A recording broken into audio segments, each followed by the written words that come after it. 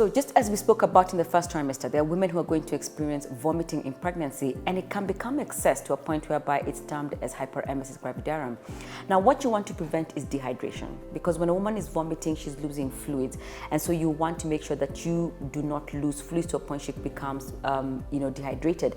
And if she's not able to feed orally, then you may need to actually supplement those micronutrients and macronutrients that are feeding. And so there are some of these supplements that can be found in the market that can be given to this woman. When she's breastfeeding, you might find a woman may have actually had a medical condition, or she could still be admitted in hospital.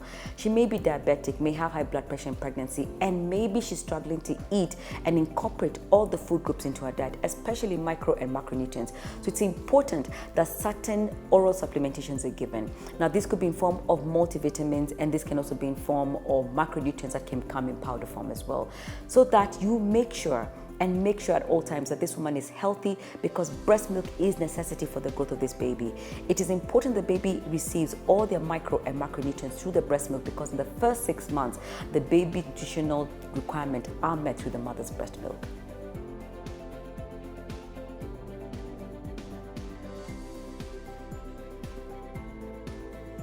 So as we have mentioned before, is certain conditions are associated with certain micronutrients and macronutrient deficiencies. So if a woman has vitamin D deficiency, for example, then this can actually be passed on to the baby. And we know that vitamin D deficiency in babies causes rickets. The other vitamin deficiency is B12 deficiency among our Asian sisters. So because they are those who are very strict in terms of being vegetarian, others are even going to vegan diets in terms of maintaining a healthy lifestyle. So vitamin B deficiency is important to prevent anemias like megaloblastic anemia. Vitamin C deficiency is important. It is important to supplement vitamin C in women who have previously had pregnancy-induced hypertension, as well as long-term prevention of osteoporosis in women when they develop menopause. We've talked about iron deficiency. Tests for iron deficiency can be done if a woman has low hemoglobin levels when they come for their antenatal clinic. And so it's important, especially in women, all women who are pregnant, hemoglobin levels must be known. But in endemic areas whereby malaria is endemic, then it is important that iron supplementation is given, as well as testing for the type of anemia a woman has, so they can be given adequate supplementation to prevent any iron deficiency anemia.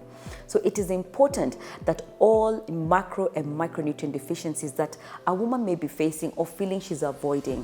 When a woman is pregnant, she actually may feel she needs to omit certain food groups, she's not feeling like eating something. So it's important that all these deficiencies are actually met in any form through either giving micronutrient supplementation or macronutrient supplementation in form of powder form.